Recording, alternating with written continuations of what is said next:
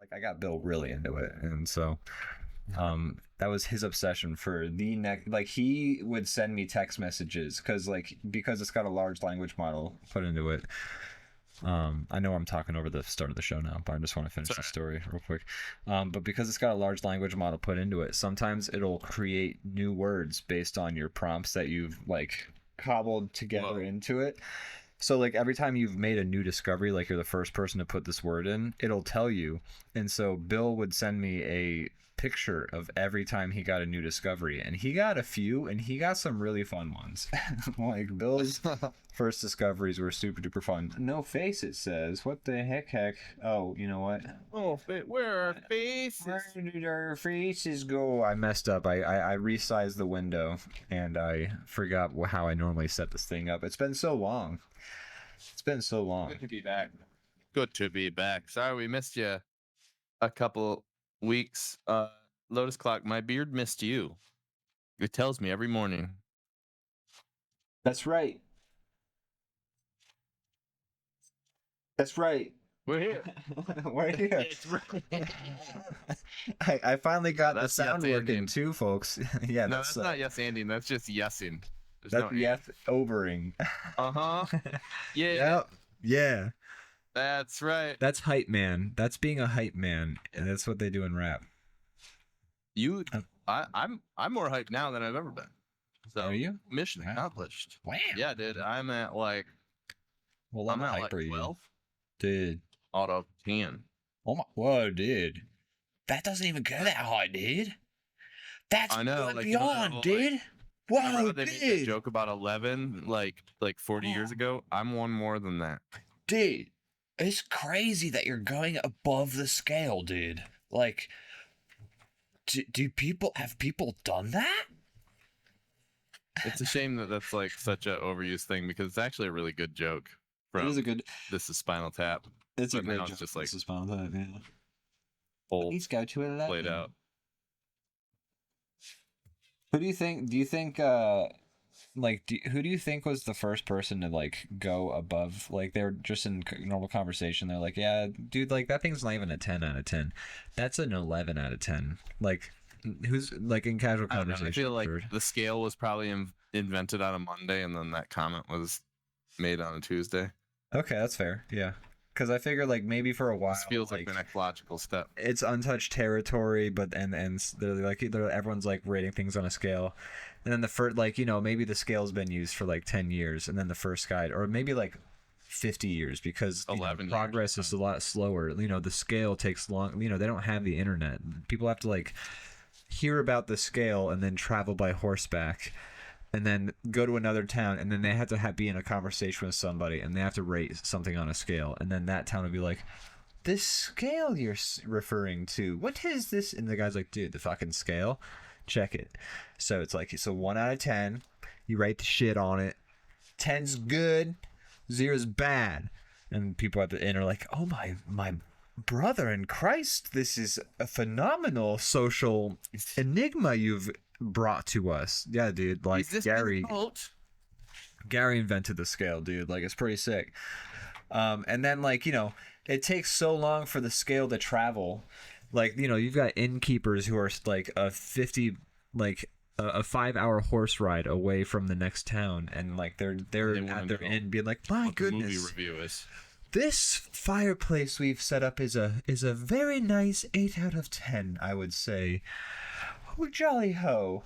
And then eventually the scale has spread across, and somebody writes about the scale in a book, that gets printed in a printing press, and then that gets distributed maybe 5 years. So like, it's 50 years before the scale really kind of has that broad sort of knowledge.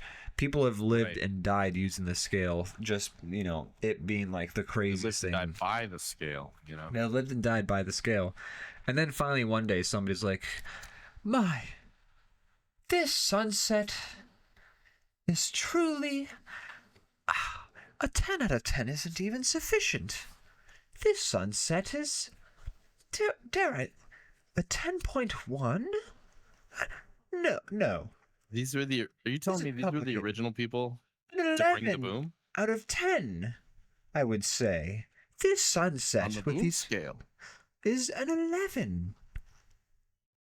Jolly ho.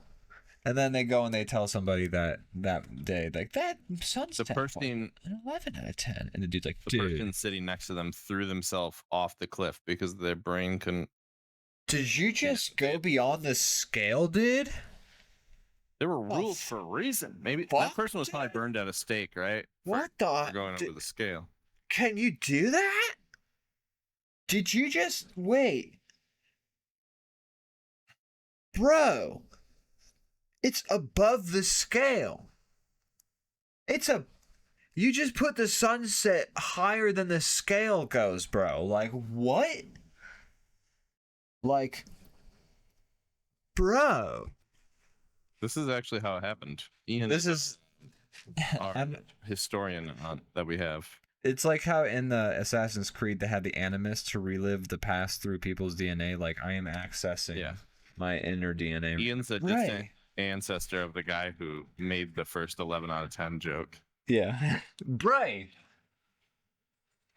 You went above the scale. Like, you can't do that. Aaron Burr just shot Alexander Hamilton, and you're going above the scale? I'm sorry. You cannot do that. You cannot. He was killed for being a heretic, for suggesting such things. And I'm told that even the very first time it happened, all those years ago, the response was a groan. The very first time, so. Yeah. This dude did not take it well, going above the scale. So that's Brandon, welcome to DrawBomb. It's good to be back. I missed this, Good to be back. Welcome. This wouldn't be your classic DrawBomb without me just taking something too far. That's what we're here for. That's what people pay us money to do. And pay us money, some of them do. I don't get it. They do. Why? They appreciate mediocre art, Yeah, they appreciate overly long bits about the first person to rank us something on a scale higher than 10 out of 10. I think about these kind of things a lot, by the way. It's like, who's the first person? I do. Like, who's the first person to rank something above a 10? Like, who was the first person? Like, what was it like when the first time somebody, I don't know, like, did pull my finger? Kind of stuff. I often think about, like, inner workings for very, like, mundane, basic things. Yeah. Like, we were just watching X-Files before this because that's what we do now all the time. Sorry, go ahead. It's great. I have something to say about that too. But first, we watch X-Files a lot now. I love it. It's really good. We're still in season 1, but it's like that 90s like network drama where there's like 30 episodes per season, and there's I miss that kind of output from TV shows. I do. Yeah. I like It's Always Sunny puts out like 10 episodes every 2 years, and I'm like, man. Yeah. If only they put out 24 episodes in their prime. Yeah. I do love media to consume. Anyways. Sorry, before we move on, I'm sorry, I just want to say real quick. I'm always like, give It's Always Sunny 10 out of 10 episodes per season, because then like they make each episode better. But then Frasier came out with like 24 episodes a season, and every single episode of that show is fucking gold. So I'm like, is it the size of the writer's room? I don't know. Anyway, sorry, go ahead. Go ahead. I think it's network TV versus cable TV. I think that's the answer. Perhaps. Anyways, finish it like by millions and millions of dollars. Yeah, true. You're very, very true. Especially in the 90s when like TV was a thing. That was TV was like That's my fucking theory. god back then. Yeah, bruh. Dude, TV is god. Anyways, the commercial came on, and it was just some like random commercial, but it was like it had a weird jingle to it, and it was very specific. And then me and Morgan both looked at each other and just coincidentally like had the exact same comment of like, I wonder who's in the jingle writing business. Like, how does that happen? How do we get from how does it get made? I wonder. Well, Charlie Sheen's character in Two and a Half Men is a jingle writer. I mentioned how me and Morgan were on the same wavelength, and now you and I are on the same wavelength. It's on sneaky fast. But I kept it to myself because it felt a little too stupid. You were ashamed to admit that you know lore about Two and a Half Men. Is what it came down to. Unfortunately. Yeah. And how many episodes or how many seasons of Two and a Half Men would you say you've watched? I don't think I could measure it in seasons. I've like watched like my dad would watch it and it'd be on and I want to hang out with my dad, so like sit down and watch what he's watching. Yeah. And I don't know. I've probably seen like maybe like 15 to 20 full episodes. Right. Maybe like 30, something like that. Probably not that many. But just kind of I haven't watched any of it in order. It's just kind of like I've gotten enough to know what's going on there. I've kind of always like throughout my life, like when I was like living with my parents, at least, like we would sit down and we would watch TV shows or something like that were on. So yeah, I saw a lot of Two and a Half Men as it was like airing, like for like first broadcast, you know, and so saw a lot of Two and a Half Men. I would say I saw seasons 3 through like before they killed Charlie Sheen is when we dropped off, but oh wow, saw a lot of that show basically in its like heyday. I don't know. I don't have particularly. I thought it was fine. I definitely laughed, and what's the creator's name? Chuck Lorre. Chuck Lorre. Yeah. You're a Chuck Lorre stan. You like stuff. I don't hate any of his like a lot of his shows are very hated, and I don't hate them to the degree that people. Yeah, and that's. I'll defend. It may feel like this is an attack on you, and I'm not. I am right now. I'm being moved past this. The way you're the turkey right now, and I am the gentleman that I've drawn. No. Nonsense. I'm not yucking yums anymore. I don't feel attacked, by the way. I just want to let you know I don't feel attacked. Okay, good. I have attacked you in the past on this, but that's a different person. I'm not that guy anymore. You're not that Brandon anymore. No, look, I understand that when I look. I'm used to defending unpopular opinions. I know that if you like the joke on the internet is Two and a Half Men is a terrible show, and so when I say that was a joke. No, it's not a joke. It's like, but like it's like saying Nickelback is. It's the meta. Yeah, it's like saying Nickelback makes goofy songs. It's like, yeah, it's correct. It's the joke of the day, but it is also true. So when people like shit on Two and a Half Men or Big Bang Theory, I'm like, I get it, but you also probably haven't watched it, or absolutely, or you just might just not be your bag because it is like a fucking laugh track sitcom, and those are, you know, a type.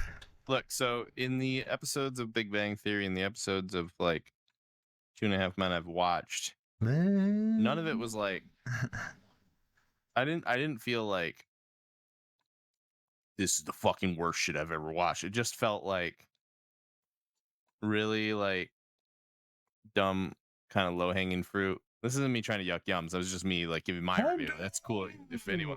It felt like low-hanging fruit, and it felt like it's kind of like if there was a flow chart and everything's like the most obvious decisions, those were all the ones that went down. And for a medium like sitcoms where there's 10 million of them, I'm like, I could watch a lot of better things. So I just kind of stopped. I will say that's kind of where I come from. I would watch 10,000 other shows before I watch like Two and a Half Men Big Bang Theory, all that stuff. Like, I'm not saying like I was jumping at the chance to watch these shows. But they're just not, they're just not the complete shit shows that They're people. fine. They're fine. They're funny. I regard Two and a Half Men and Big Bang Theory, especially Big Bang Theory, like I regard American Horror Story, which is where there's a lot of times where it's pretty damn cringe, but when it's hitting, and that's kind of what it's at. Fair enough. When it's hitting, it's really when Big Bang Theory is cooking, it's really funny. You really care about the characters. It's a fun show. In general, it's a fun show. Like you won't like watch if you were to like binge the Big Bang Theory if you got over the cringe and whatever. But like, it's never gonna be a show where like you gotta like. There's an episode where Sheldon's like shooting up. And they've got like any Will Smith or any Fresh Prince type, like where Will Smith gets stabbed. Yeah, exactly. Yeah, they're like the show keeps it light. They have moments where like characters are real with each other, but in general, it's like I would say it's got the same emotional vibe as The Office. Like it has the same emotional highs and lows as The Office in general, if that makes sense. But it's not the fucking worst. It's not torture. It's fine. It's funny when it's funny, and it's cringe when it's cringe, and like that's the duality of it. In a world where there's so much to consume, I just don't have time for it. I think is where I land. But I also don't think it's like the worst show there ever was. Yeah, I think you get put under a bigger microscope or you get criticized more the more popular you are, and that show was like 100%. Those were both like the most popular television shows. So they absolutely do not deserve to be like they do not deserve to be the most popular shows. I think that's the nail on the head right there. That's the commentary is that people are like, why is this the most like profitable show of all time? You go watch it and you're like, this is the most like a computer could have made this. Right. It feels like so simple. Like, here's the thing. I don't like they're not the best shows ever made. But they're also very accessible shows. Like I said, they have the emotional range of The Office, which is The Office is like a show where they've got like happy moments. Sometimes they make you feel sad, but they're never gonna like. Again, you're never gonna watch a character die of like cancer on The Office. I kind of know you're signing up for just like slop. Yeah. But now, I mean, like you just turn your brain off. The Big Bang Theory, it's a bit better than slop. Like it's still like a reality show is slop. Like somebody had to still write the Big Bang Theory. They are using actual like scientific mathematical equations. Like it's not like a lazily written show actually. But it's not again. Big Bang Theory versus Community. Community wins. Like and Community struggled to get by a narrow margin 2 seasons. And so it does feel like sort of an injustice almost in the media landscape when Big Bang Theory gets to go on for like 12 seasons, and they would have gone on forever if Sheldon hadn't been, or whatever that dude. The guy who plays Sheldon, if he hadn't been like, I'm done, I'm out. He's like, I've bazinga'd my last bazinga. I've bud my last zinga. There you go. Yeah, sorry, I don't mean to rewrite. I think it's a job for you in the Big Bang Theory. Because that was really good. Thank you. I mean, it was good enough. Is more so what I mean. Good Which enough. is That's all we need. That's what we need. See, you're still insulting it, and Brandon, I'm gonna have to fight you. No, I'm kidding. It would be awesome though, honestly, to be in the writer's room for a job like that. Like that's like oh fucking, my god. Like, what do you do? Oh, I'm the guy that makes sure the money printer is plugged in. That's all I do. Yeah. It prints money. All I gotta do is make sure that it's on, and we're good. We're good. We're solid. So Penny knocks on the door. They open it. She's in a bikini, and they're like, "Whoa, whoa." That's not. Brandon, I'm gonna fight you. Sorry, I said I wasn't this person anymore, and it's coming out of me, and I apologize. Being reductive. Not gonna yuck those yums. You're yucking my yum. I know. Not my yum. No. It's my like. It's like broccoli. That's pretty good. Except broccoli's good for you. So I don't know. It's like if there's like no food in the fridge, but there's something like there's some like leftovers in the back that's like hasn't gone bad, and you're like, all right, Yeah. it will sustain my body. Yeah. Like look, like I said, it's a show that's written with scientifics and maths and stuff, and like it's legitimate stuff. So it's not like the laziest show ever written. Like they have to like. Yeah, that's fair. This show is written before Chat GPT, so somebody on the show had to know about Burden's donkey for real. Real quick to the chat. Yes. Leviathan Den says, I need to get a cheap draw pad to do the draw along. Yeah, you should. That would be awesome. Please do. You can probably find a pretty like affordable like tablet monitors nowadays are so much more accessible. Well, you don't even have to do a tablet monitor. You could just do like a tablet, yeah. Like a tablet, yeah. They're cheap. You could probably find one on eBay for like a really good price, probably under like $50, maybe. You should do that. Yeah. And then also Zenut says, what bugs me about Big Bang is technobabble and jokes about said technobabble. Yes, that reminds me. I'm not going to try to get reductive again, but I did get bugged by the jokes. Felt like they were written about nerds, not by nerds. So they'd be like, this really reminds me of a Star War. Am I right? And then the audience laughs. That's when it's like, cringe. It's like the writer didn't even know anything about the thing. That's when it's cringe. Like there's an episode where they play Fortnite, and that is like the cringiest episode I've ever seen. And like, it's bad. It's real bad. But like they also have episodes where they're like talking about technological stuff, and everything they're saying is actually like valid and correct and things like that. Okay. So they're both sides of the coin. They do their homework a lot of times, but a lot of, like especially in the early seasons, they're just like throwing shit out. They're just like saying words to, you know, be like nerds, right? But as the show progresses, it does become more understanding of the concepts it's like the characters are like referring to, and it kind of treats them more as concepts. But there is like, again, there is still an episode in like one of the later seasons where they're like, hey, we're playing Fortnite, do you want to play Fortnite with me, wife? And you know, it's cringe. It's really cringe. You could tell that like Fortnite, what's a fork knife? And sort of. I think that that might be a joke in there. I wouldn't be surprised. If it wasn't, they missed the opportunity. I know they really should have. Bunch of fucking idiots. But yeah. You know, there's episodes where it's really cringy. Like I'm not gonna deny. But then there's episodes where it's really well written and funny, and it's actually surprisingly. It's one of those shows where as it becomes more about the characters and their relationships with each other, that's when the show gets stronger, more so than when it's about nerdy blah blah blue blah. Yeah. Fellow Rocket says, how do you do, fellow nerds? Yeah, that's the energy of the show a lot of times from what I've seen. But I haven't watched that much of it, so I should not be just shitting all over something that I didn't even really consume. I'm somebody who's watched every episode, so right. I'm. Your opinion is more valid than mine, like honestly. I'm not even saying that. I'm just saying. I mean, if anything, it means my opinion is more biased, because you could consider it sunk cost. Like I've already watched the entire show.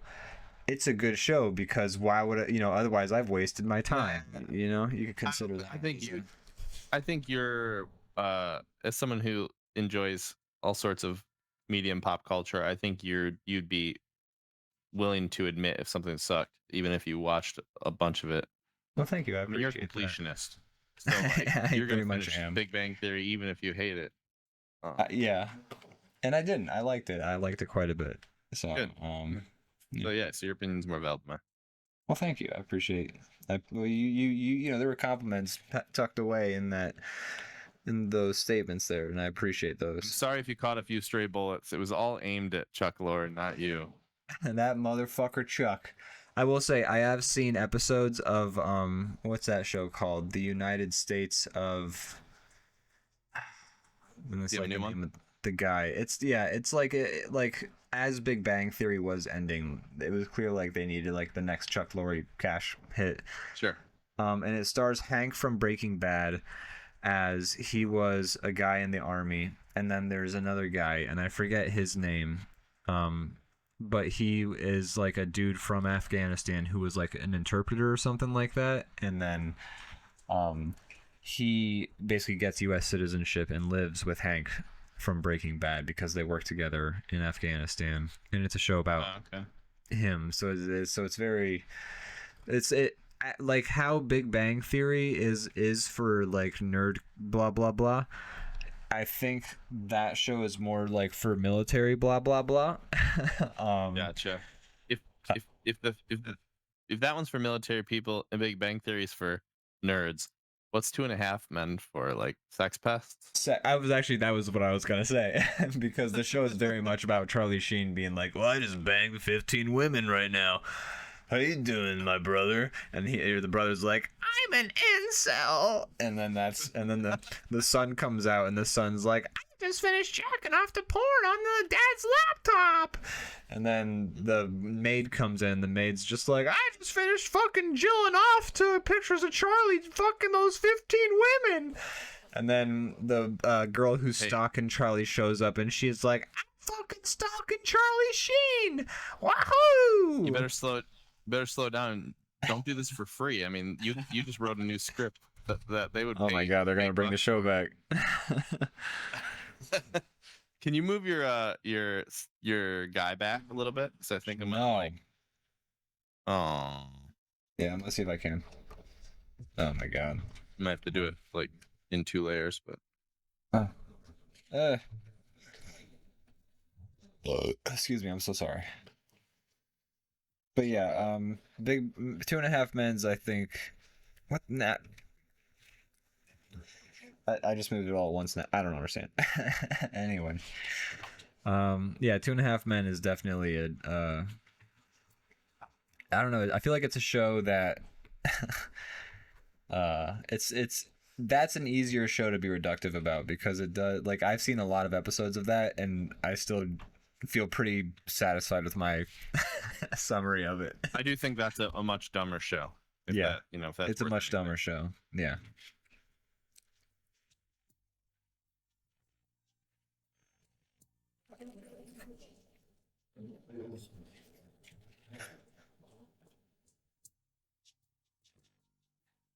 Well, Brandon.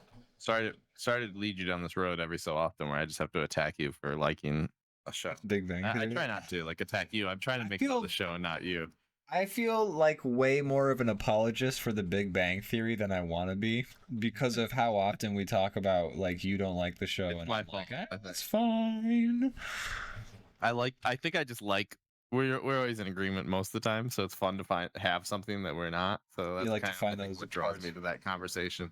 That's fair. Let's find another show that we don't agree on. What's the show? Oh yeah, the Breaking Bad ending. You like it and I don't. Oh, I didn't know that. Yeah, haven't we talked about this before? You probably told me that.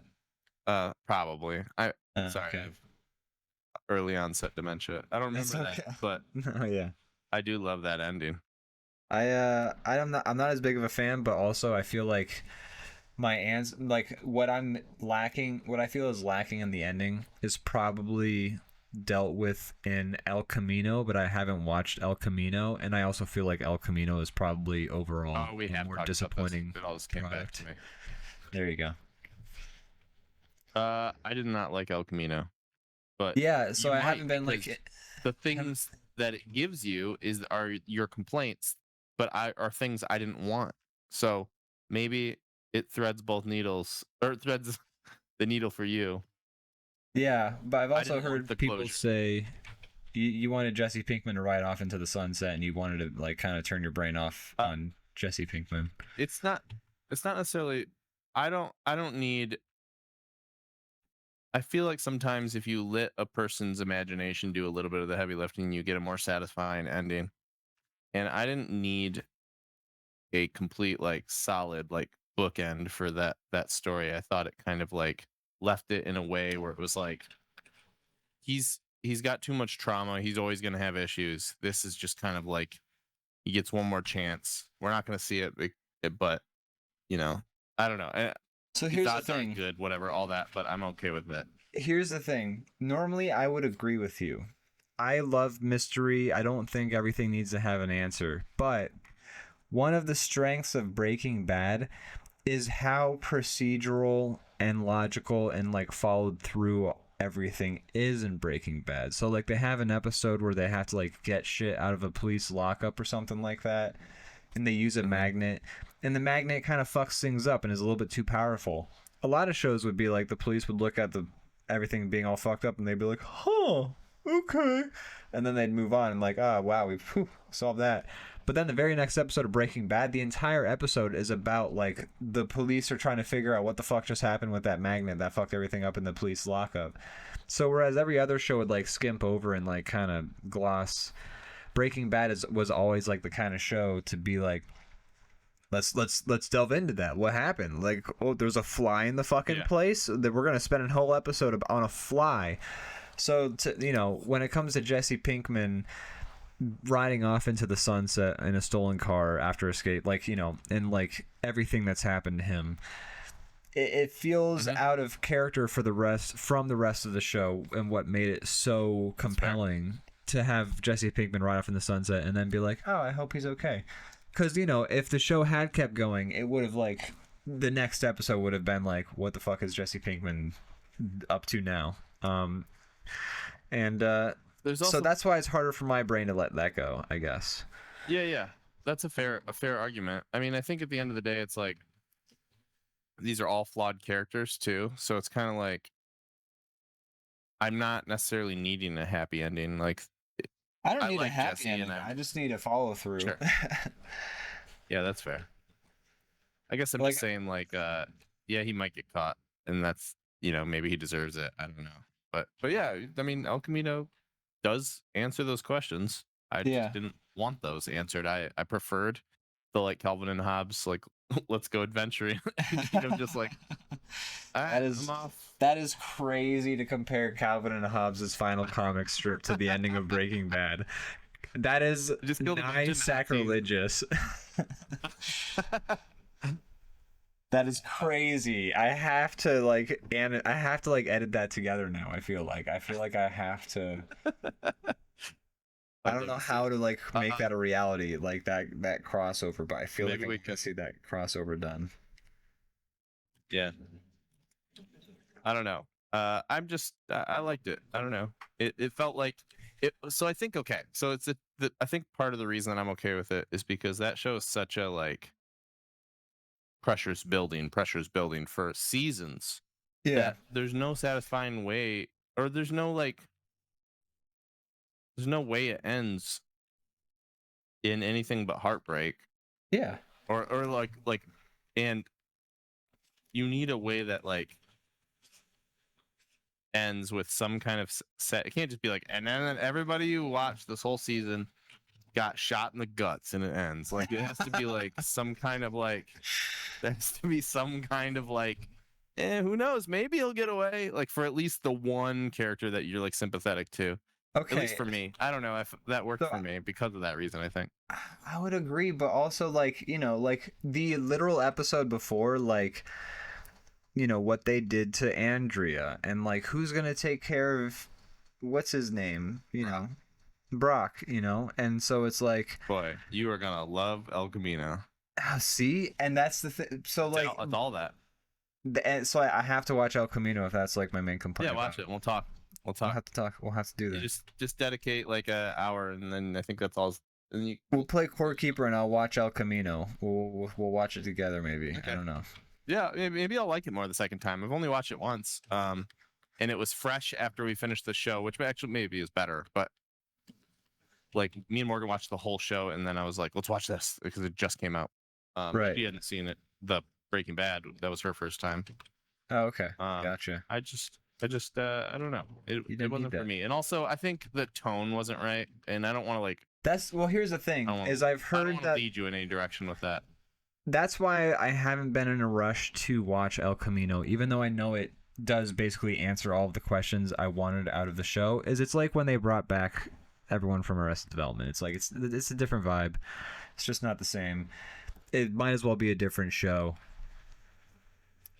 It's hard to sort of you know, it's hard for like I'm not like eager to jump into that sort of feeling, despite my wanting answers. Yeah.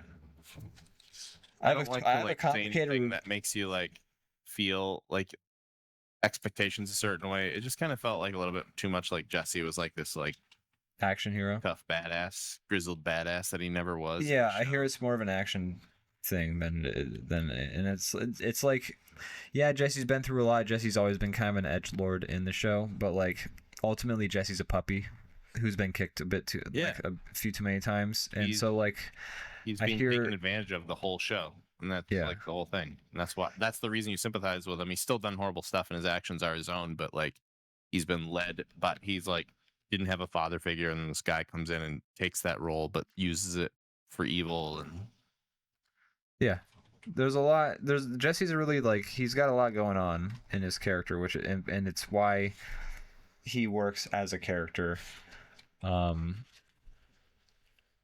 But if you make him like the grizzled badass action hero, which to be fair, like I mean he's been through so much shit, it doesn't feel out of character, but it does at the same time, because you're still sort of starting a new character arc compared to an old one, and again we should watch it again.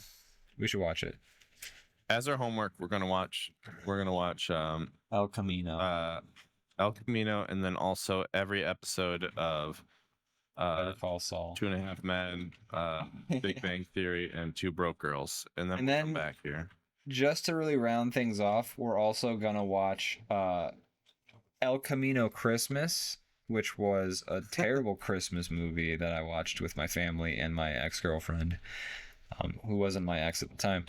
But man, that movie fucking sucked, and it had Tim Allen in it. And man, that movie, I fell asleep, but that movie was overall pretty bad. I woke up before the movie ended, and when the credits rolled, everyone in the room was like, that sucked. I mean, falling asleep is no measurement of quality. You fell asleep during Anaconda, and that's cinema. Did I fall asleep during? I did fall. Well, yeah. To be fair, you did. That was a late night. We were. There's totally good reasons for it. I'm just making a joke, but yeah. I don't know. I don't really anything with like Tim Allen's name slapped on it these days seems like it's gonna be lame. I mean, this was like some kind of like conservative, like this is gonna be some kind of like conservative like propaganda. I already know it. For some reason, that's what it has to be. Yeah, Tim Allen's like show where he's like the head of like an outdoor magazine or something like that. That show is real weird. My parents have watched a lot of that, and I've watched that show, and I don't know. It's weird. He's a weird guy. He either does Toy Story or right-wing conservative shows. Yeah. Real quick from the chat. Belbo Rock says all roads lead back to Breaking Bad. Yes. We talk about it often. I think we talk about it so often because it's kind of like the gold standard in my opinion. It's also worth mentioning. We had a family like Thanksgiving sort of meal thing that we do. It's like a tradition in the family, and Isabel or Belbo Rocket was there, and we talked about Breaking Bad there as well. So it's a very fresh conversation that me and Belbo Rocket have had. So. Like I say though, it's a gold standard for me. So I think that's why I talk about it so often personally. Way to dox her. I'm sorry. I know I felt bad as soon as I said it. I should have been like, who's Isabel? How could I do this? And I just said we only got everybody. I've double doxed. Oh my god, this show that gets 3 people to watch it. No, Belbo Rocket's name. I'm sorry. Legitimately, though, I do not want to dox people. I always feel very apprehensive about that. Well, Brandon, I watched hundreds of Beavers. Yes, I want to get to that in a second. I just want to finish the chat thing. Sorry about that. Yes, please. Leviathan Den says that'd be a really cool idea for a DrawBomb drawing. I think he was talking about the Breaking Bad Calvin and Hobbes. Yeah, he was.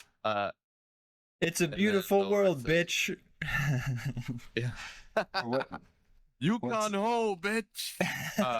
Leviathan or Belbo Rocket says, "What is that? They made a sequel? Yes, they did. It's a Netflix exclusive, I think. It was stupid. The follow-up. It just follows literally at this last episode where I don't know if it's spoilers. If you've seen you probably. You don't have to spoil like how the show ended, but just follow. It follows Jesse Pinkman. But I'm just saying. Sorry, go ahead. Yeah, it follows Jesse right from the last episode. Like it picks up like as the last episode ends, and it wraps up his story.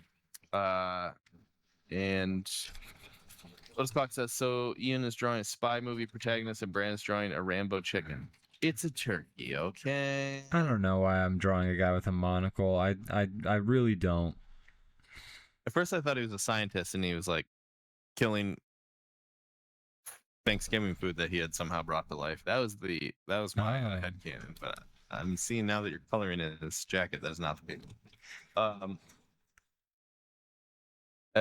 Real quick, Lotus Clock says, I hope I drew good. I'm looking at it. It looks awesome. You brought some context to what my nightmare drawing I put in the magma. By the way, everybody in the chat, feel free to join the draw along. There's some fun stuff going on in there right now. I tried to switch to the close-up of the video, and I switched to the YouTube video I was watching at the moment. You ruined it. I ruined it. Give me a second, folks. Double Rocket says, I think I relinquish any right to it being named when my name is in my name. Your name is in your name. Your name is in your name. It's a little more subtle. It's more subtle. It's not like... not fully your name. But fair. I'm glad you're not mad, to be fair. All right, ready? Leviathan Dunn says, the Breaking Bad cast has a really good mezcal. I have a few bottles. It's amazing. It's what, Dos Hombres? It's really good. I've had it once before, too. It's actually like a really solid mezcal. I love it. I love to hear that. Wow. Good shit. It's Aaron Paul and Bryan Cranston made a mezcal together. I've heard about that. Yeah, I'm glad to hear that it's a good product because a lot of times it's just used to shovel bullshit. Exactly. They just use slap my name on it and we'll collect money. But no, it seems like they actually care and it's actually like a really solid mezcal. Also, it's nice when the actors get to still like. It seems like they're genuinely friends, and they get to still do something together, which is even if it's running a business, which is kind of a stressful environment. It's fun. It's cool. It's a fun thing. It's fun to see. I did a close up of they're having fun. We have fun here. I did a close up of the draw along. Lotus Clock, I assume you drew that chicken doing the cult sacrificial. It's beautiful. It's beautiful, baby. So glad to be back. We've gone too long. Speaking of being back, I kind of need to go to the best stream. Okay. And should we do a burb? And then when we come back, we'll do a burb, and then when we come back, we'll talk about hundreds of beavers. Hundreds of beavers, sure. Yeah, let's do that. All right. We have thoughts. You have thoughts. You've seen it. We've both seen it before. Now. I've mentioned it on the show, but I'm down to talk about it a little bit more now that you've seen it. Cool. That'd be fun. Yeah. All right. So we'll be back, folks. I'm going to go pee water out of my penis. And then... Never mind. The show's canceled. Word just came down. Okay. Bye-bye. I have like a bank tube and a message from Jeff Bezos just came down that said, we're done. Oh man, Jeff Bezos, are we canceled? Yeah. Oh, we're canceled. We'll be right back, folks. Hey, we're back, everybody. Yo. Oh yeah. Hey yo. Wow, that was nice. I'm glad we did that. That was worth it. Brandon. Yes. I know you liked Hundreds of Beavers, but I would love to hear you just discuss your opinions and thoughts on Hundreds of Beavers. Okay, so I have discussed it once, but I'm happy to do it again. Feel free to go I've done it before. I'm gonna do like an abridged version, maybe.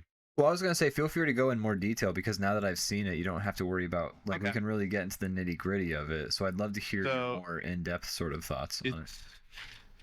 There's certain things I really loved about it because it's very it feels very handmade, which is so cool. You like it. I'm sure, sometimes that in itself is a skill to make your piece of work feel that way. I'm sure there was a million really talented people working on it, but it has the vibe of like something fun you'd make with like your friends, while also being like having like a pretty high like production value when it comes to like its animation and like just I don't know, it's really fun.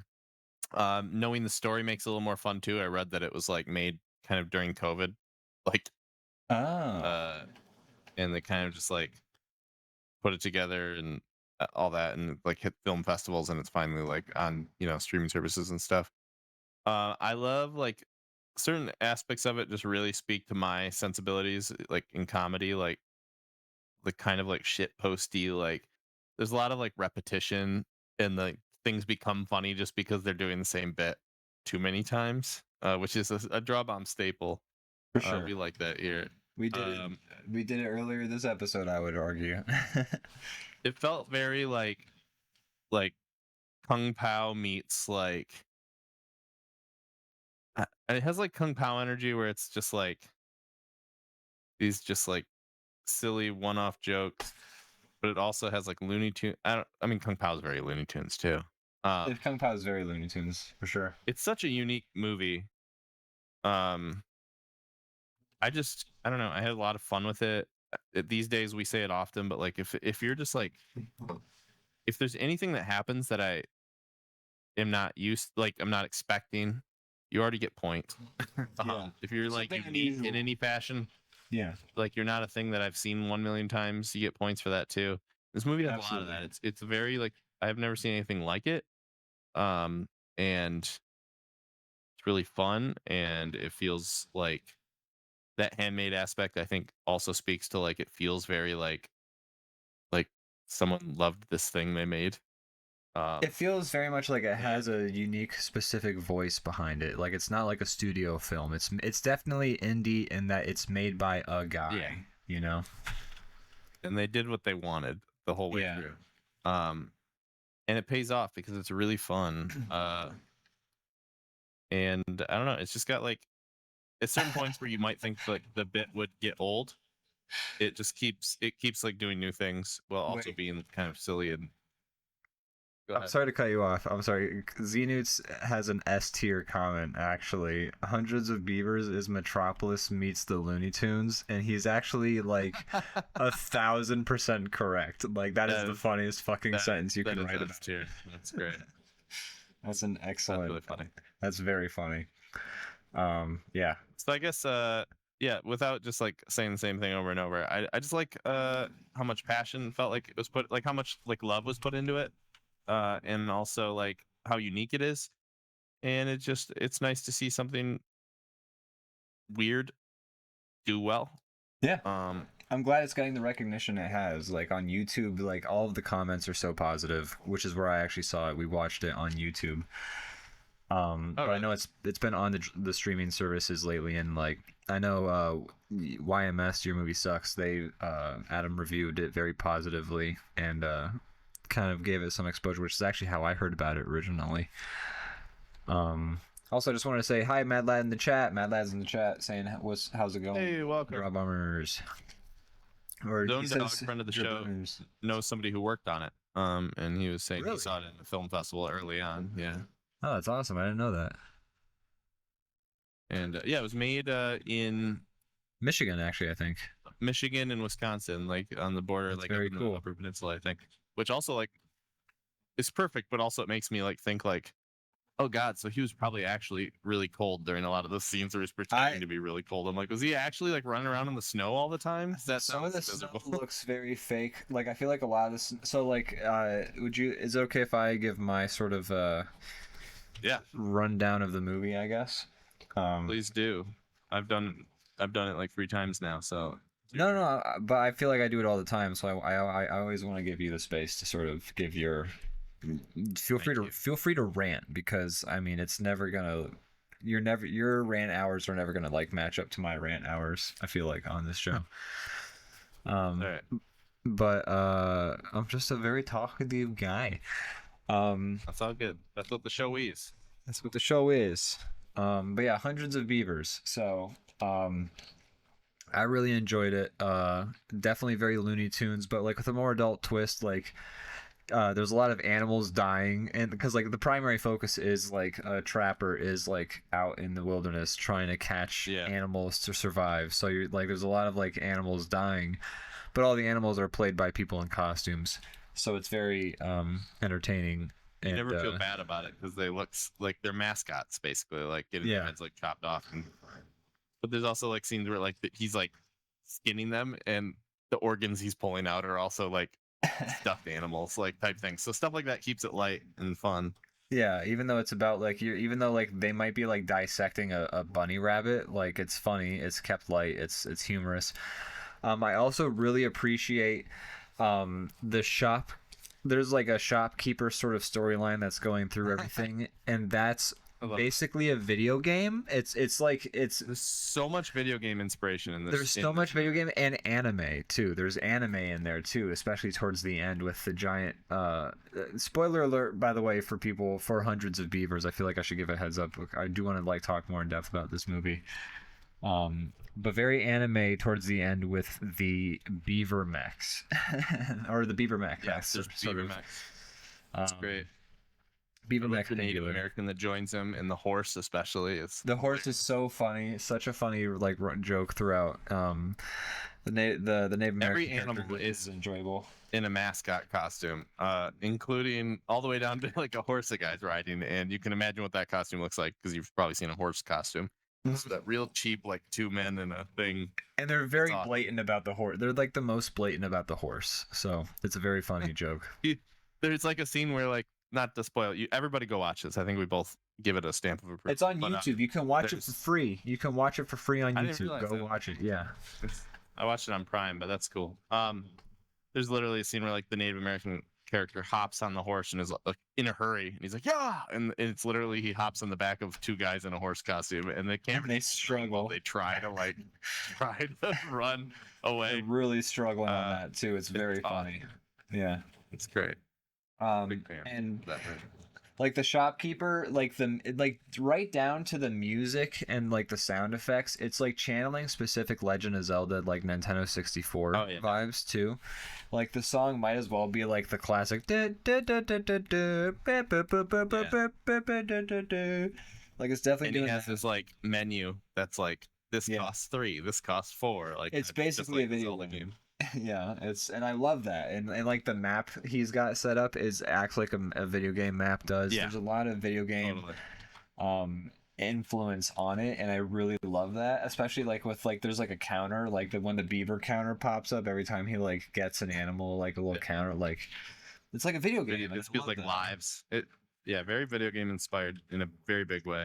Yeah, and I also love the bit with the spittoon, by the way. Not that we have to go into the spittoon bit is so funny. It makes me laugh every time. Yeah, and I know that they're gonna do it, and every time they still manage to make it like fun and interesting. It's like it's the perfect, like the guy took all the right lessons from Looney Tunes, I think, which is nice to see. It's like. I feel like it's done the best of anything I've seen translating sort of live action to that Looney Tunes aesthetic, aside from like your classic silent movies era stuff like Buster Keaton and Charlie Chaplin, things like that. Something I feel like is a very like Looney Tunes. Is great. Kung Fu Hustle also has a lot of Looney Tunes-esque stuff in it that works extremely well in Kung Fu Hustle. By the way, I've said this before on the show. If you haven't seen the movie Kung Fu Hustle, do yourself a favor and watch it. I won't go into a big rant, but you haven't seen it? I've told you this, and I know, and we still haven't. Oh my god! I know. I need to. Hold on one second. It feels like one I should wait to watch with you, but also I could just go watch it. Because that'll probably be like a while. We don't get to see each other very often. We don't, but hold on. You could watch online. Yeah, I was just thinking, like, let me just look up real quick. Kung Fu Hustle. I'm ashamed, but it's true. You know, Brandon 10 years ago might have been like, yeah, Netflix. I've seen it. Just because I'm like, I know I should have by now, and I'd lie about it. I mean, it's not. Look, here's the thing. It's a bit of an obscure movie. Like, not everyone's seen. If you ask people, like, have you seen the Kung Fu Hustle? 1 out of 100 people is gonna say yes. I understand, but you're somebody that I talk to a lot, and you often talk about it, so that should be enough of a reason.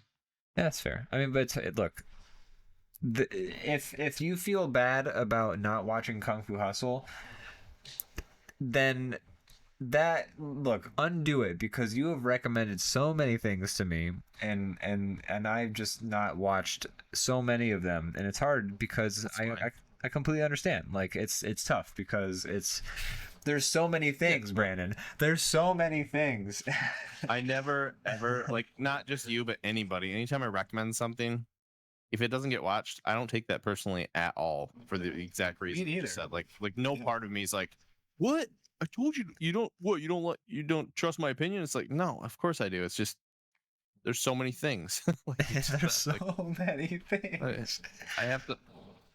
I'm trying to survive out here. I'll watch it when I watch it. This ain't like back in the golden age of like shit where you like were like chomping at the bit for the next thing. You know, I kind of miss that. Do you miss? There's 10 movies out. Did you see one of the 10 movies that came out? Right. And that's the 10 movies that are going to be out for the next half of a year. Yeah. And if they do well enough, they'll be out for more than a year. Exactly. Titanic was in the theater for over a year. Crazy. When I remember that, I'm just like, what the fuck? That is wild. But I kind of miss the lack of thing to like. Yeah. Like. No, I get that. Yeah. I think I agree. Like honestly, like if you gave me like a button in front of me and I could pick, I would say obviously like give me more, but yeah. But I do understand there's perks of like, A, it's less overwhelming. B, it's like culture can kind of like, it can become like a topic of discussion because everybody's watching the same things, stuff like that. Ultimately though, I still take the 1 million things because it's what a time to be alive if you like consuming media. That's the thing. Is also, I mean, having 1 million things exist just means that that's more good things that can be sort of like out there in existence. Totally. And that's a net positive for sure. So I get a lot of inspiration from the pop culture type stuff I like, or media. Yeah. You know, so I definitely love that there's a ton of it because it inspires me a lot in everything.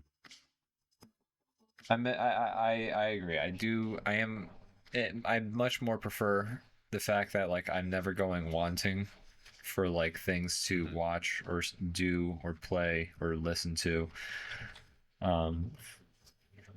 Yeah, sometimes you kind of are just like, man, remember when everyone just watched Game of Thrones? And that's what as much as I'm like, you know, happy to have endless content, I also, just like anything, you can like look at like an Amish person to be like, I get it. Like I'm not gonna do that, but I get the you know, like the simplicity seems pretty nice. Not gonna do it, but I understand where you're coming from, you know. And I think that's true about a lot of things. Yeah. Completely agree. Yeah. By the way, Hundreds of Beavers. That's our review. Check it out. It's awesome. We liked it. I've watched it twice. I really liked it. I recommend it. I don't really have I don't have any criticisms really for it. I think it nailed what it was trying to be, and I don't really have any issues with it. One thing I really like about it is that I can sort of you said it feels very homemade, and it does feel that way because like despite the fact that there's a lot of video effects in it, it's the sort of video effects that you could see like even a smaller YouTube channel putting together for one of their creations. Exactly. Like if you had like a team of 5 people who really know VFX, like they could put together and probably did put together that movie. But like it's not like done insanely fancy. It's done in a way where it's like a small team can accomplish this because it's like done in a way that a small team can accomplish it. Yeah. Which is what makes it feel homemade, is that it's got that small team feel. It's not made in a studio. There's no corporate machine behind it. it's got a voice, and it's fun. It's got that good cool feeling where like when you watch it, you're happy that you've supported sort of independent filmmaking like that. This is definitely not me trying to be like, oh, I could do that type of thing, but it does, like, compounding on what you're saying, it does feel like something that, like, if you or I spend enough time on it, Yeah. If we sat down for we like could 10 make months. something like that. Yeah. Or more, way more, probably, because Well, 10 obviously months the to artists are film, very 10 talented. months to film, and 2 years to like edit together and shit like that is my estimate. But it seems like something that, like, we could potentially make if we spent the allotted time on it. It feels handmade in that way, but it's like, it's really well done. I really love it, the way it looks and everything. Yeah, saying it's handmade doesn't detract, and like saying it doesn't look like a studio made it. Like there is charm in the fact that it doesn't. It's a compliment. Yeah, it looks, everything looks kind of janky. In a way, sometimes like you can like it's like you're not gonna be fooled into thinking like, oh, that dude's really on that water slide, or oh, that dude's really Things like feel flat in a good way, but it's a choice. Yeah. It does. It is interesting because it is sort of mimicking that older aesthetic while also like being like you can tell that the visual effects are possible because it's done digitally and it has that very digital feel. Totally. So it's an interesting mix of that sort of old aesthetic mixed with like what is a very obvious digital effects. And I'm that part, my brain can't completely reconcile, but it's not like a thing where I'm just like, oh, this ruins the movie for me. It's just kind of like, it's a thing that stands out in my mind. But it's not a bad thing. Like I still like gave it like it's a style choice. Like it gives it it's like consistent enough that it feels good. Like you watch something like, I'm trying to think of an example of like bad effects. You watch something like Star Wars, like the stuff they've added in, like it feels different than all the rest. It feels like this weird out of place thing. This movie is like, they've made a choice to look they have a visual like language and they stick to it the whole movie, and it's great. It's consistent with itself. I have a question, and feel free to, like, if you think any of them would be uncomfortable with this, you don't have to answer, but I know you watch a lot of this stuff with your family. What was your family's opinion of it? I think my dad was ultimately, he didn't hate it. He laughed at a lot of the jokes, but he was ultimately confused by it. A little too weird. Like, well, just like, yeah, the conceit that like, oh, it's live action Looney Tunes that's like done digitally and like looks goofy. Like, he laughed at a lot of it, but he still said at the end, like, that was a fucking weird movie. But he says that about like a lot of movies that aren't conventional. And my mom, she just did not even, like, she watched for the first half hour and then she just played games on her iPad and didn't watch. So I don't think she liked it. I think she was like, this is not for me, and that's okay. Yeah. Zach liked it, I think. Better to realize that. Yeah. Real quick, Leviathan Dead says, such a great movie, but I think he was talking about Kung Fu Hustle. He was, yeah. And the Mad Lad says, I just realized that red thing is cranberry sauce. Yes, it is.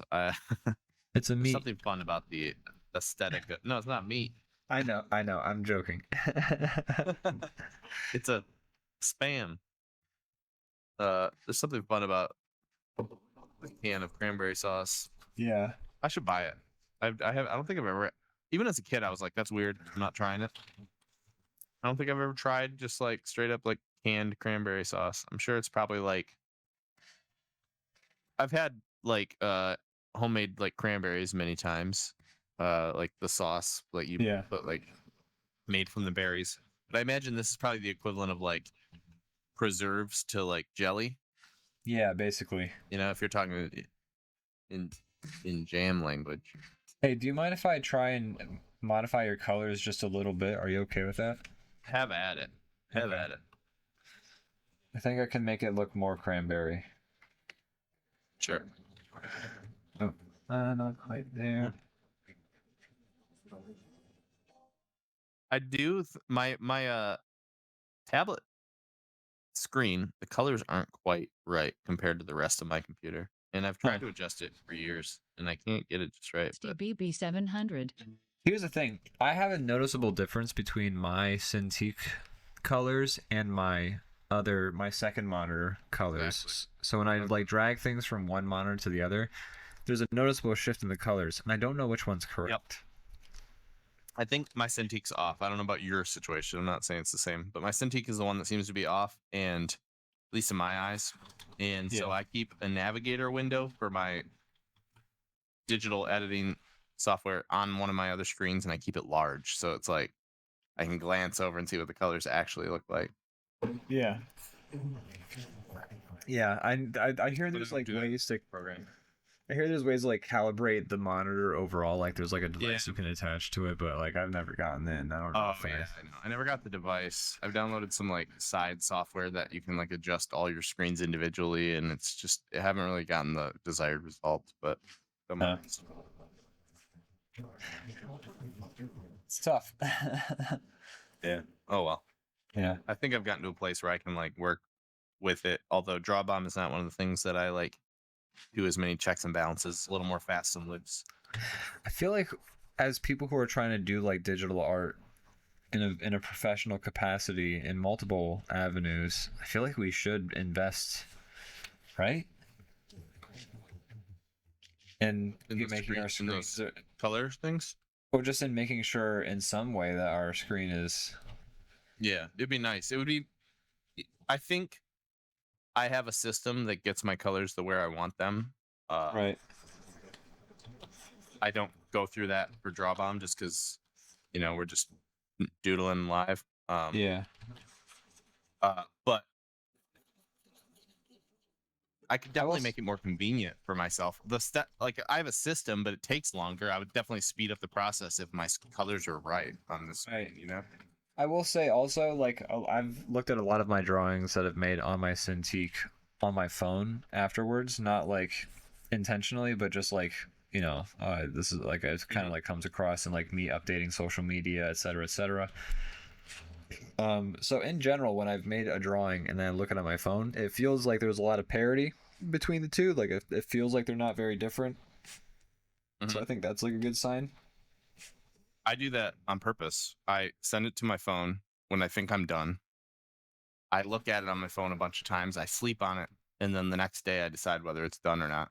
That's a good idea. I should do that more often. Because there's so many times where after like 12 hours or 24 hours have passed, I'm like, I need to change these things, and I come back. Very real. So that's something that I do as well. My process is a lot more like slow when I'm like actually like creating something for a client or like for something that I maybe want to be like portfolio work. I like do an underdrawing. I spend a lot of time like getting the line work just right. I check my colors on multiple screens. I do all the shit. For a DrawBomb, I'm just like, we're doing it live. Fuck it. I just, because it would not be fun to watch if I was like, oh yeah, of course. You can't do all that for a live show. Jesus. So I just draw it freehand, like I just go for it, and I don't. And sometimes I like the stuff we make because it's that, you get almost like a slightly different feel because you're just winging it. It's like the different drawings you get when you're making like Jackbox drawings. Like they're different and they're looser, so they're kind of, you almost end up. Sometimes they're more fun because that you were having fun making them. Totally, big part of it.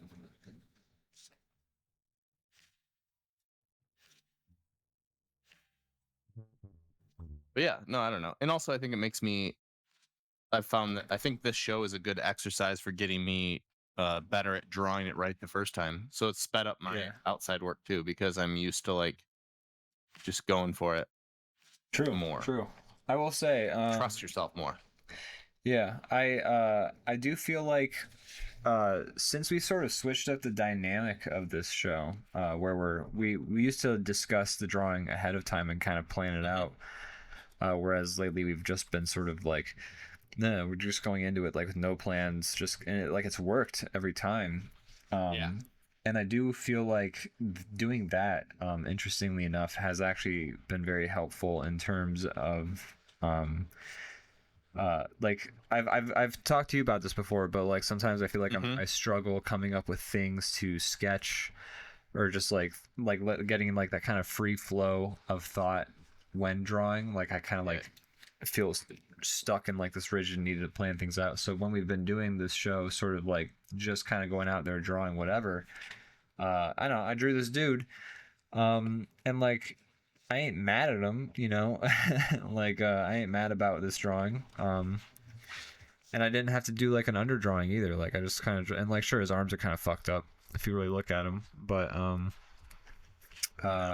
you know, overall, like I can fix that arm, but overall, I'm not mad about what we've drawn, and this has been very sort of like off the cuff. So that's cool. That's cool. It's interesting what like makes the workflow better or worse for you, or you know, for both of us. Yeah. Yeah. I think there's pros and cons to us just going loosey goosey or planning it out. But I have been having fun with just kind of figuring it out as we go. Yeah. I'm okay with like occasionally doing the other thing too, but I like both for different reasons. Exactly. But that's good. That's cool to hear that it's kind of like helping you flex that muscle, because I know you've mentioned that in the past that like you feel like you struggle with just kind of winging it. Yeah. I think I don't know. I think sorry, I'll go quick. No, But no, I think please, you go ahead. I haven't had as much of a, not necessarily that the stuff's good, but I haven't had as much of an issue with the like just going free form, because I've always done it. A lot of times the things I'm drawing, if I'm sketching, if I have a project in mind, it's a lot more like planned out. But if I'm sketching, the majority of the time when my pen touches the paper, I don't really know exactly what the finished product's gonna be. And sometimes people come up and be like, "Oh, I just don't know how you like take an idea and put it to paper." And I'm like, I had no idea that this was going to be the thing that ended up here.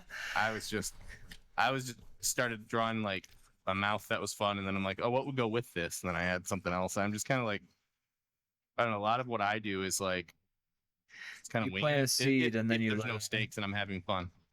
You plant a seed and then you let a drawing grow out of it. Exactly. One of the really cool parts about being an artist, and honestly the thing that makes it's the reason I did it, like to start, and I've never stopped, is just you can kind of just like, I don't know, most of the time I'm like, what's something that I would enjoy seeing? I just want to look at something that I just want to see it. I want to make it, and then I get to like look at it, and I'm like, that's fun.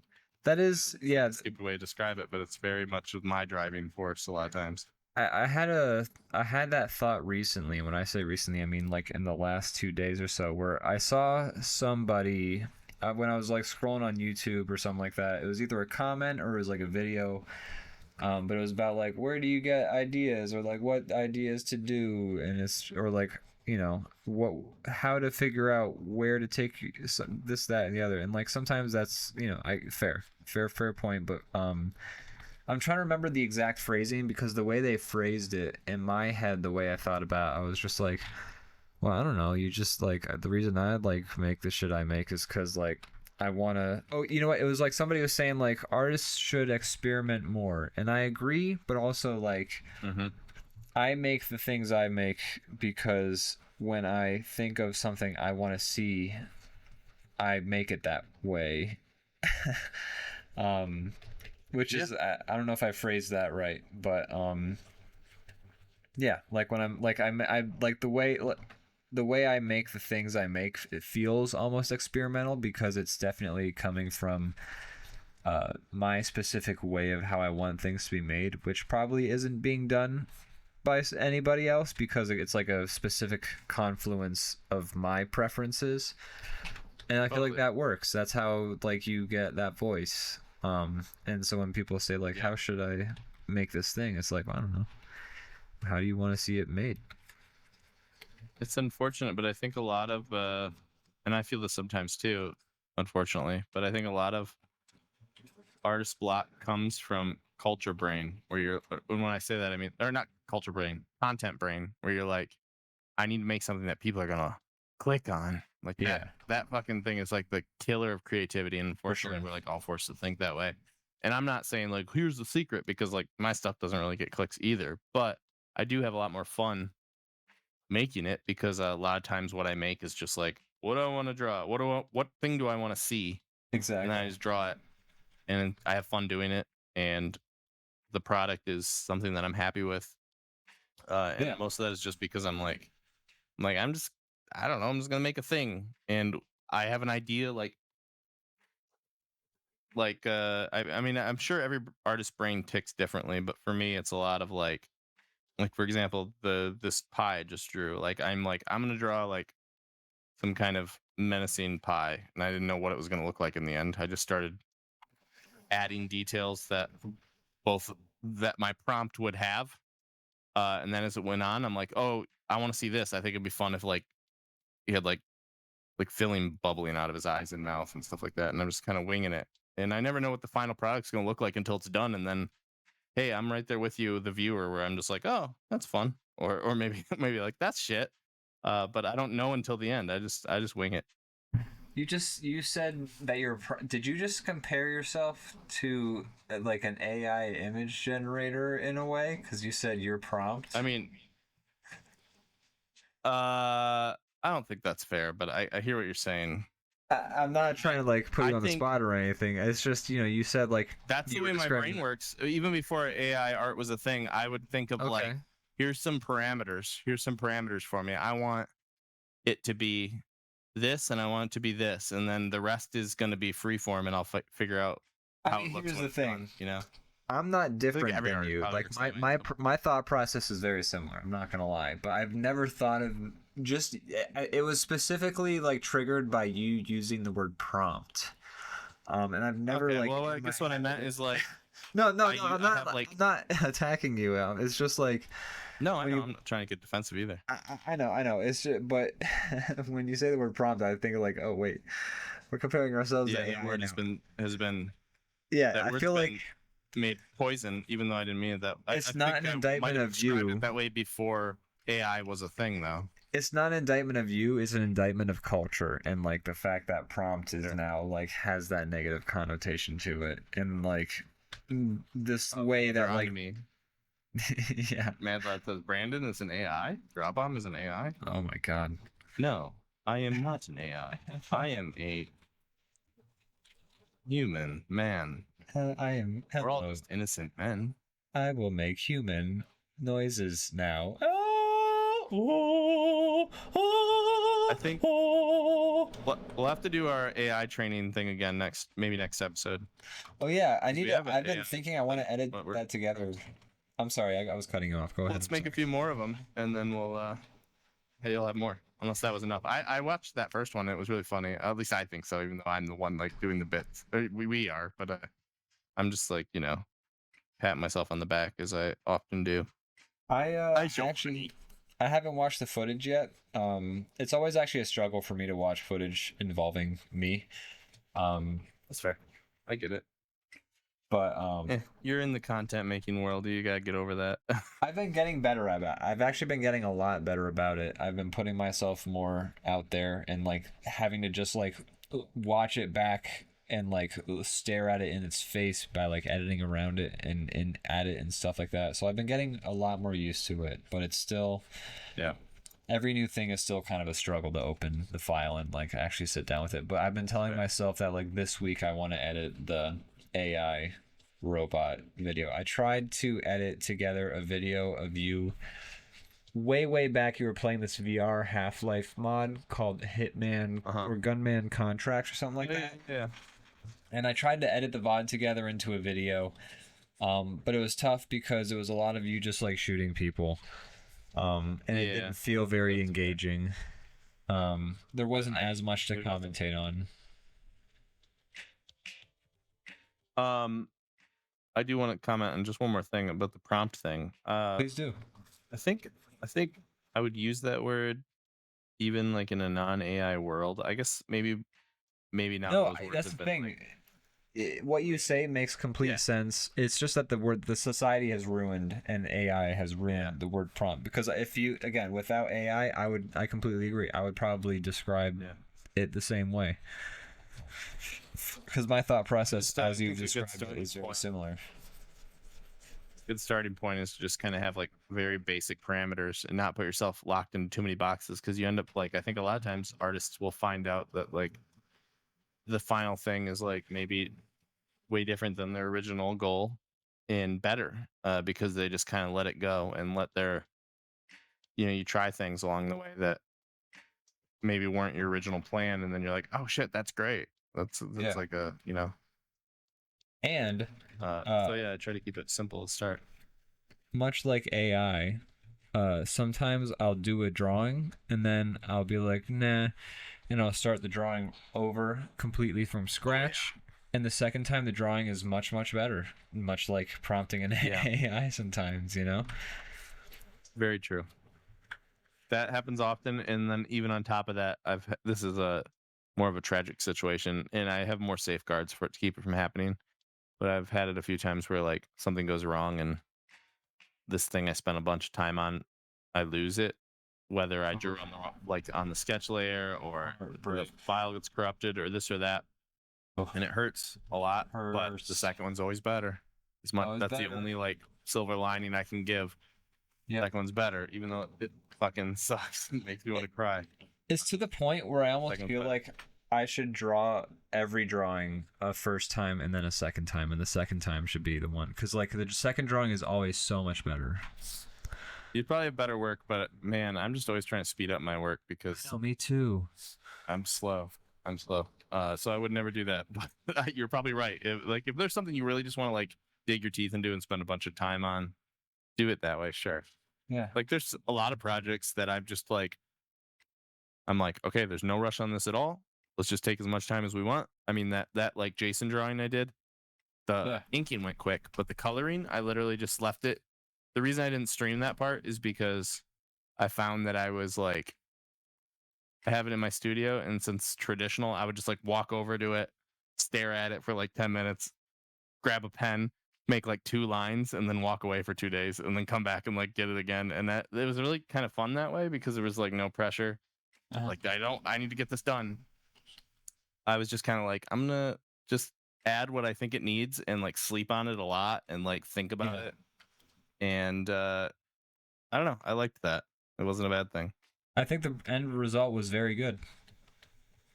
Yeah, I'm really happy with it. Somebody came over and was like looking at it, and they're like, "Oh, can I get a print of this?" Or they thought it was digital, and that was like, I'm like, thank you. That's a compliment. Yeah, that feels good. Now you could probably still make prints of it if you got like a good photograph of it. You could probably scan it. Yeah. And I'm glad you liked the little highlight reel I cut together of your. I did. It was great. Stream. Thanks for you're always doing a lot of nice editing that you don't have to do, but it's very appreciated. I love that stuff. I have a lot of fun doing it, and I want, if you do more streams of you drawing shit, I will edit them together probably sooner rather than later, because that one was very easy to I think together. Ideally I want to start, I mean, I'm not doing it tomorrow, but I want to start making like Tuesday not mornings, but like like noonish, maybe a little before noon, like somewhere in that like 10 to noon block. I want to start showing up on Tuesdays and doing traditional drawing most weeks. I'm just getting a few more things like set up how I want them, but once I got a new arm, I think it'd be fun to get another camera so I can change the angle a little bit. Ooh, like one more webcam that I can like flip between. So I'm just kind of rigging up my system a little bit. I'm not rushing to do it because, in the end, it's going to be like 2 people watching. But I am getting it how I want it, and then I'm going to start doing that, I think, on Tuesdays. Cool. Hell yeah, I'm excited for you to kind of get that set up and going. Yeah.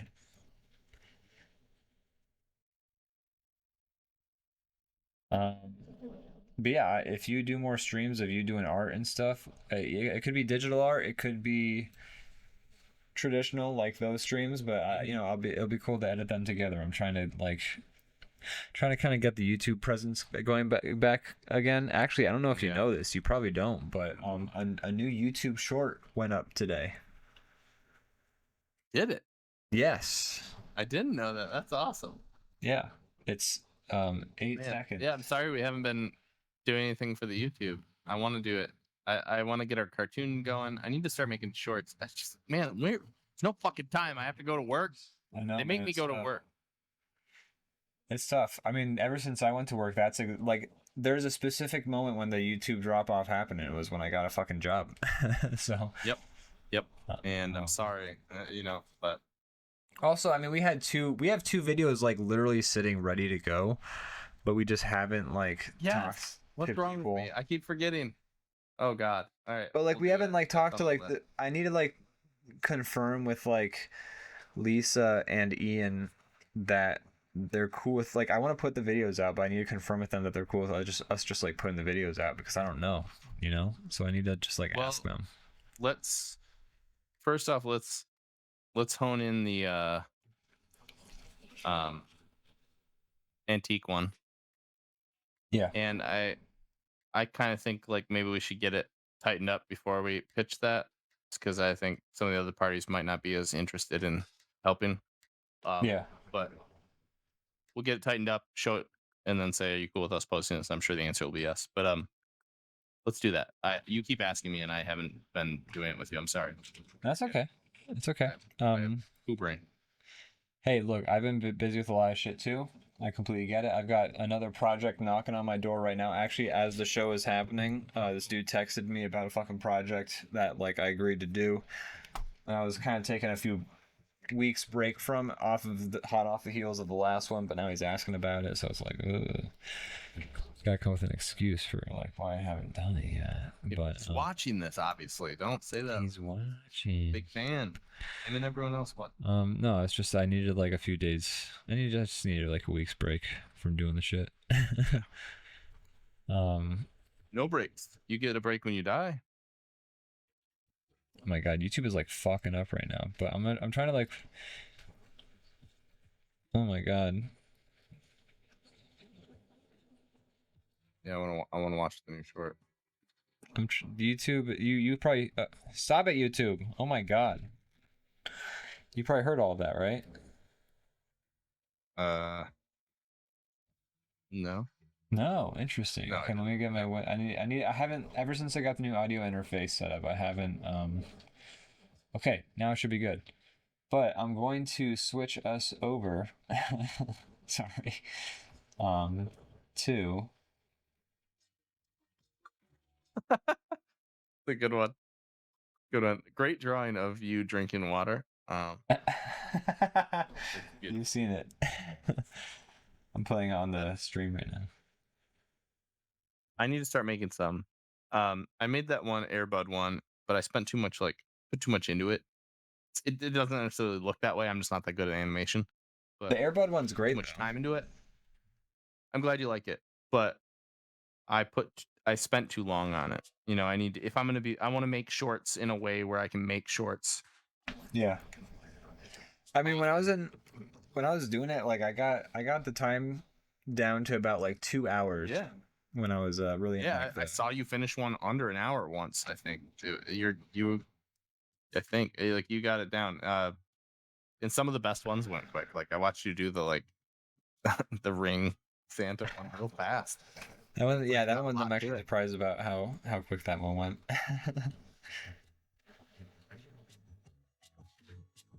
I'm gonna stream the new short real quick on the thing real quick, so it's gonna play now.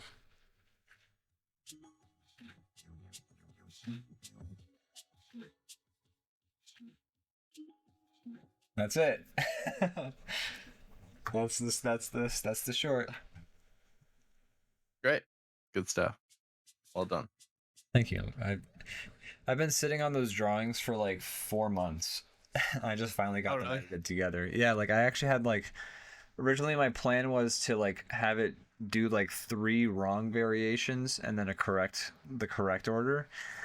And then as I was editing it together a couple days ago, I was just like, I'm just gonna do just like it's wrong, and then that's it at the end, because I feel like that's funnier. And I kind of agree with my decision. Yeah, I think because it's such a if the concept is simple, I think the execution should also be simple sometimes. You're right. It makes it like it's like a punch instead of like we don't need to spend all this time on it. Let's just get it in and out. I think. I don't know. Yeah, I think I agree. And like It fits the medium. I like this one too because it kind of feels like the lifespan of the video feels like failing like a WarioWare mini game. You know? That is so what that was. That's the best description there could be of it. I'm glad you're there. The art was similar to that too. That's yeah. I think in my brain I was kind of starting to channel that, and I kind of want I want to do a series of these. I think because I think they'd be fun to have like a series of. Yeah, you could. I mean, you could endlessly do that concept. Yeah. And like kind of channeling that WarioWare vibe, I think would be the emotional ticket sort of thing for that. I still like the idea of, I know it's not fun to just be like, hey, here's an idea that you should spend all your hours making. But since you did the original one, it feels that way. But Business Turtles? Business Turtles having a pizza party for like morale being low. I so want to do that sketch. It's again, I need to get around to actually like doing it. But I completely agree. When you sent me the idea, I loved it and I want to do it. I need to get around to doing it.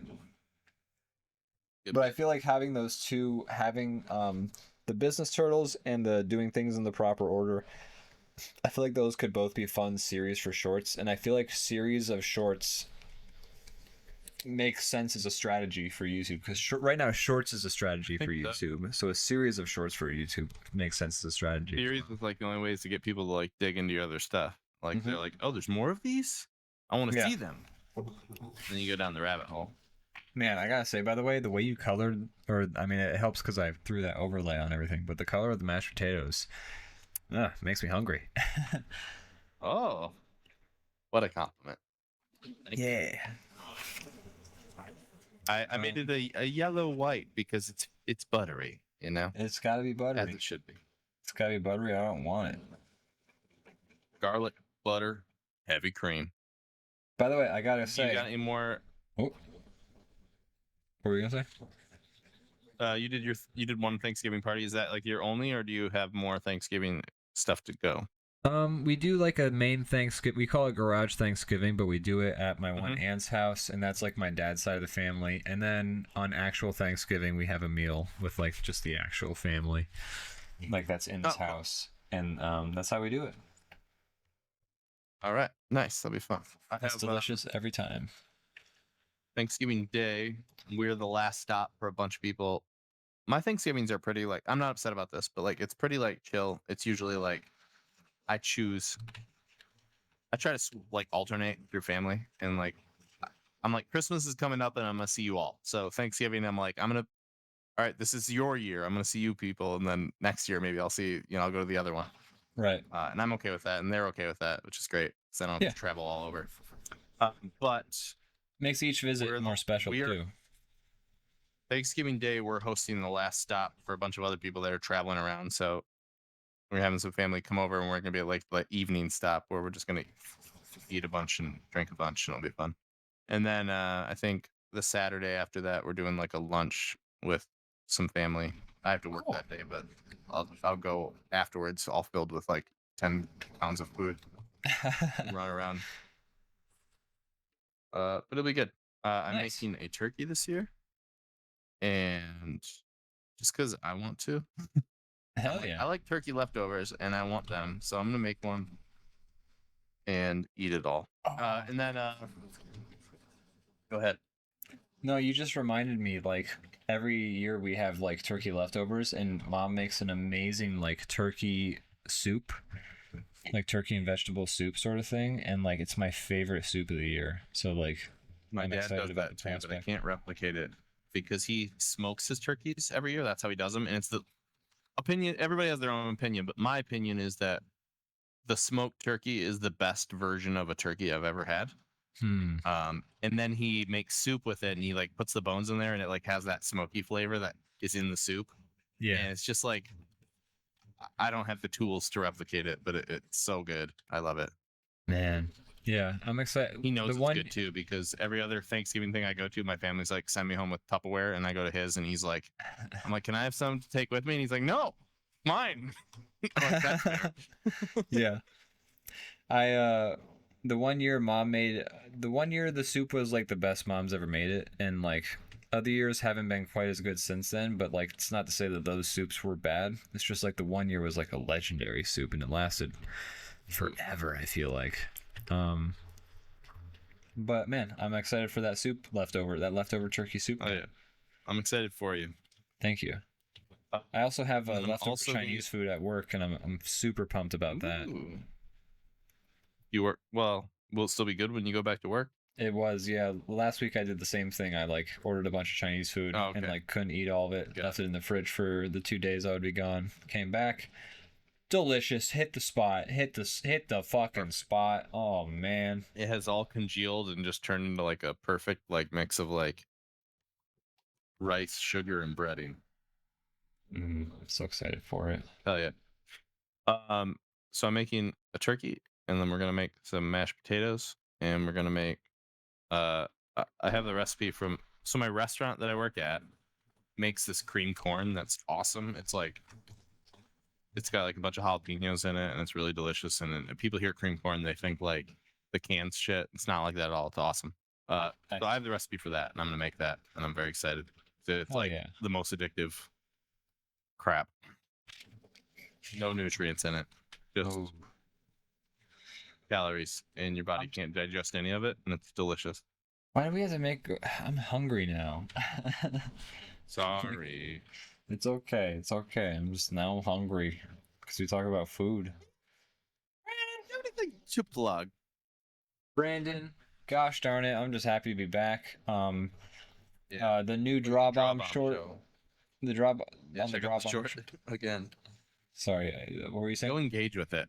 Oh, sorry. I was just kind of like. Latency makes it so we're talking at the same time. I don't realize we're doing that when I'm doing it because it feels like we're talking separately. But Brandon, how dare you? By the time that my voice reaches you, we're talking. I'm over talking over you, and it's not my goal. Latency. Sorry. Makes. Hey, look. Someday, when we have the studio, DrawBomb Studios, we're in the DrawBomb Studios, and we're in the same room, which might be sooner than you think. Actually, I've heard so. But who knows? I don't want to put anything on you guys, but anyways, as much of a heads up as you're physically able to give, because if you are going to live in the same place, then that requires some heads up. Because I'm gonna surprise you. My family / landlords are a little bit spontaneous, so of course I need to be able to plan ahead on that. It's like a small little thing I heard, but I'll tell you right after right when we hit like end stream, I'll just be like burp. Yeah, cool. Anyways, but yeah, the latency is always a hurdle to be sure. How do you feel about this drawing? I love it. It's great. I don't know. He's what's our headcanon here? This is a spy who's been sent to take down an evil genius who has shot a beam up into a satellite that made all the Thanksgiving food in the world turn evil. Dude, that's exactly what I had in mind. Okay, good. On the same page. Hell yeah. Not a deviation whatsoever in our head. I wouldn't shoot the food though. I would eat it. I would eat the food. That's fun. The turkey's definitely the most threatening. Turkey's the most threatening because it's got a weapon. It's got a gun. It's got a knife. The fork I can deal with. The pie doesn't even have teeth. It might be hot, but the pie can't do nothing. I don't even know how it moves. The pie can't bite harder than a pie's just a pie. You can stick your finger in it, so like a pie would bite your finger and hurt the pie. Yeah, maybe the pie's boiling. That could be its like threat. The cranberry looks like it's moving like a slug, and it looks like it has some teeth. But I'm assuming they're jelly. It's a gelatin. So it honestly might be the least threatening of them all. Of all of them, I'm least worried about the cranberry. Second place goes to the pie. Yeah. The mashed potatoes. Yeah, because it has a fork, which is not. I'm not worried about it, but it's like it's approaching a weapon. You could hurt. You could. It seems the most mobile of the creatures, though. It can fly. It's leaping. Yeah. It's like flying like a ghost. like a head crab. You picture it leaping. I guess I do see a little puddle right there. Yeah, I tried to leave that trail like it's like going like like it's jumping like a gloop, like a You needed a little slime. bit. You need a little bit of that trail kind of like coming up still, going like, you know. These are the thick, lumpy mashed potatoes. They don't leave enough of a trail. They're too solid. You know, there's too many. All right, all right, all right. I respect. I Scallops respect in. your. I respect your head That's can. just the explanation I'm coming up with, so I don't have to redraw anything. That's fair. And then the chicken because it's got a gun. It's a turkey. People need to stop saying chicken. I'm gonna quit the show and never come back. Oh my god, I'm so sorry. I must be respected. I'm so sorry. I don't mean to disrespect your amazing turkey drawing of chicken. This is all making me so hungry though. I'm so hungry now. What are you gonna have? I don't know. I don't know if there's any food downstairs for me.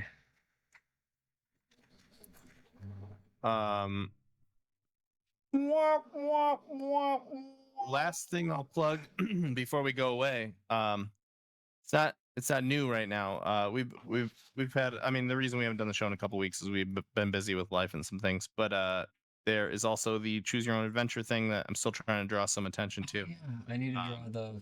I've completely spaced on. Kind of. Don't worry about it. It's fine. I mean, I missed it. I missed mine, so you don't have to feel guilty. I missed mine a week ago. But you could still vote, even though the poll is closed on the Discord. You can vote on the Instagram. You can vote in the comments on the Discord. We'll still count that. You can, hell, if you message me somewhere and just tell me what you want, I'll accept that as a vote. Just, you know, if you go engage with it, it makes it more fun for everybody. Yeah. Even if you want to like go in the comments and pitch like a curveball that's not even an option, please do. It's fun. Yeah. Why not? We might accept that once in a while. We would love to check it out. So right now you can see it at the Discord under the choose your own adventure, and you can see it on our DrawBomb Instagram. Those are the two spots at the moment. Check it out, vote, engage with it, and it'll be more fun. Yeah, please do. That's all and I got, I got one final plug, and that's my usual thing I try to do, where I do a little roundup of animation that I think people should check out. I'm trying to load it right now. There we go. So I posted the links actually a little bit right before we started the episode. And it's the first video is this thing called Next Second Delivery, and it's actually part of a larger YouTube channel where it's like following this character. And he's got like these little 4-minute videos that he posts every so often, but it's like this little tiny character. And Next Second Delivery is like, it's a particularly fun one to get into because it's like a character. He says like, oh, I'm entering this new stage of my life where I'm doing like package delivery, and then it's a lot of shots of like this teeny tiny little like van just zooming through streets.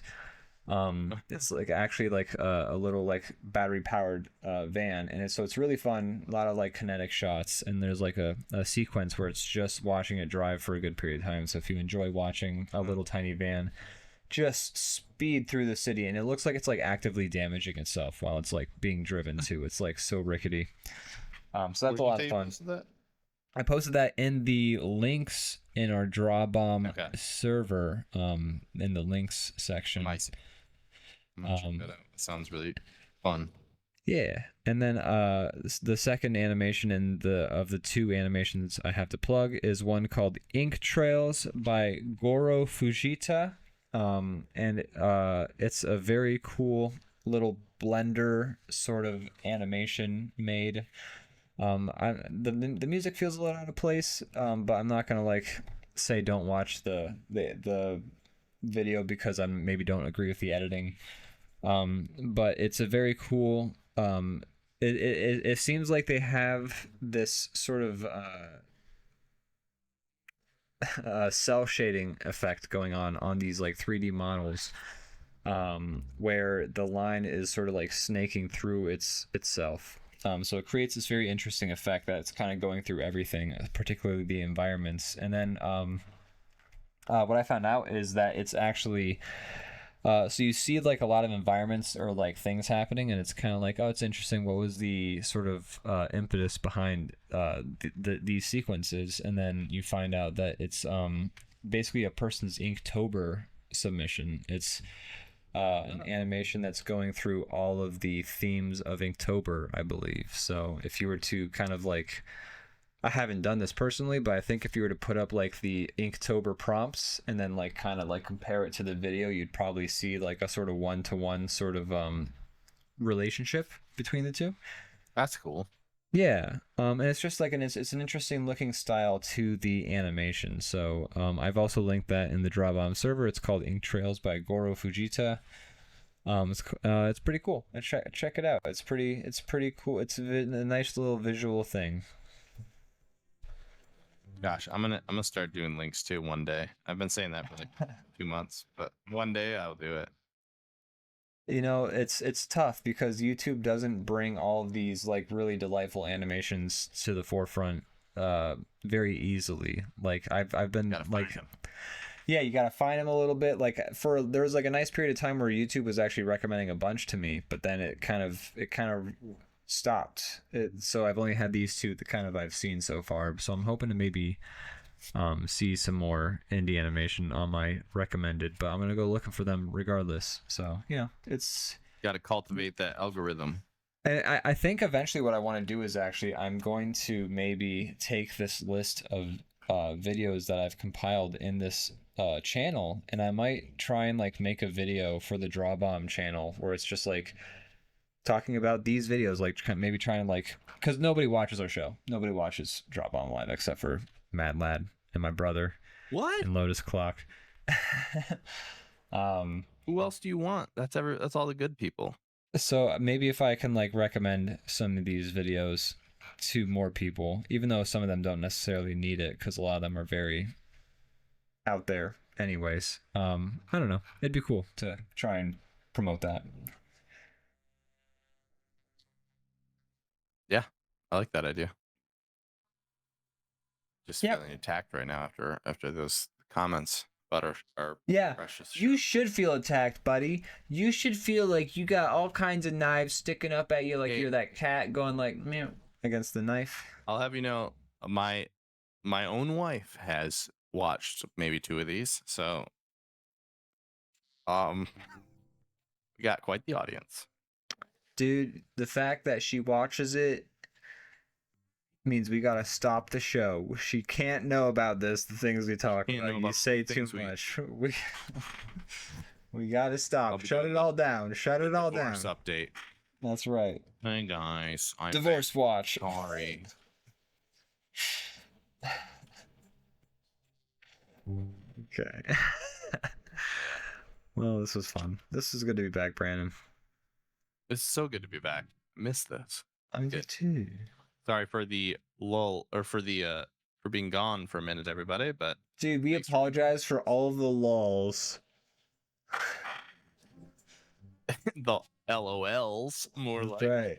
Yeah, that's right. Yep. Yep. 1 second, I have a button. Hold on, I have a button. Just give me. I have a button. There's a Oh man. Well, shit. Oh, come on! Oh wait. Oh man. Wait. Hold on. Oh man. Wait. No. Hold on. There we go.